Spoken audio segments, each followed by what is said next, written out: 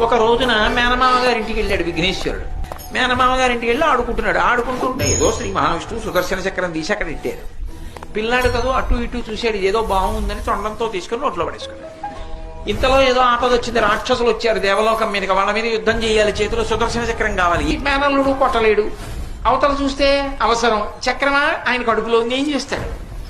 చూసి చూసి చూసి పిల్లాడిని నవ్విస్తే పొలమారితే చక్రం బయట పడిపోతుందని ఏం చెయ్యాలో అర్థం కాక ఇంత శ్రీ మహావిష్ణువు వింత చేష్ట చేశారు.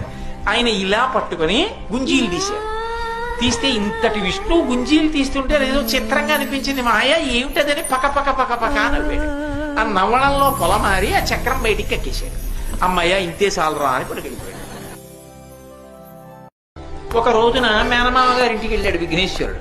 మేనమామ గారింటికి వెళ్ళి ఆడుకుంటున్నాడు. ఆడుకుంటుంటే ఏదో శ్రీ మహావిష్ణువు సుదర్శన చక్రం తీసి అక్కడ ఇట్టారు. పిల్లాడు కదా అటు ఇటు చూశాడు, ఏదో బాగుందని తొండంతో తీసుకుని నోట్లో పడేసుకున్నాడు. ఇంతలో ఏదో ఆపద వచ్చింది,